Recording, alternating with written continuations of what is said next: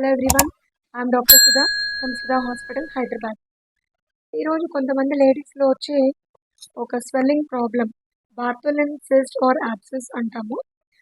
ఇది private parts ఏరియాలో వస్తూ ఉంటుంది. సో ఇది వచ్చిన లేడీస్ కొంతమంది మా దగ్గరకు వస్తూ ఉంటారు.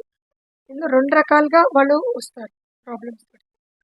ఫస్ట్ది బార్తోలిన్ సిస్ట్ అంటే ఏంటంటే జస్ట్ ఒక వాపులాగా వచ్చింది ఆ ఏరియాలో అని చెప్పి వస్తారు. అప్పుడు మేము చెక్ చేస్తే అది ఒక బబుల్ లాగా ఉంటుందన్నమాట. మోస్ట్లీ ఏంటంటే బయట లేబియా ఏరియాలో పైన 2/3 కింద 1/3 మధ్యలో అక్కడ ఏర్పడుతుంది.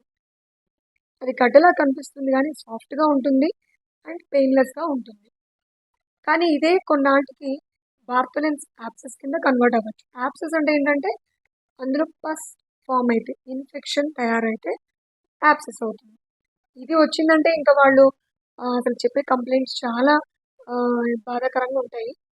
చాలా పెయిన్, అసలు నడవడానికి కూడా ఇబ్బంది పడుతుంటారు.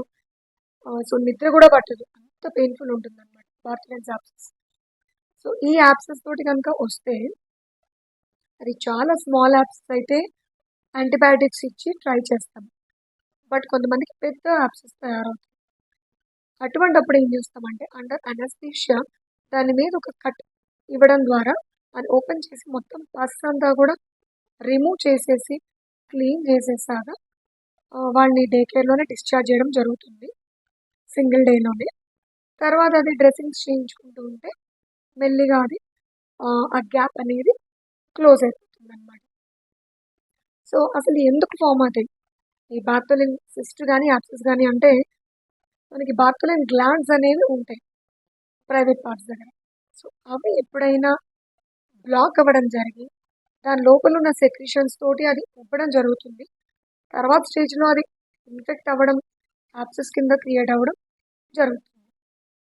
సో వీటిని ఎప్పుడు కూడా నెగ్లెక్ట్ చేయకుండా ఇమ్మీడియట్గా డాక్టర్ దగ్గర చూపించుకోవడం, అవి డయాగ్నోసిస్ అయితే కనుక తగిన ట్రీట్మెంట్ తీసుకోవడం చాలా. Thank you.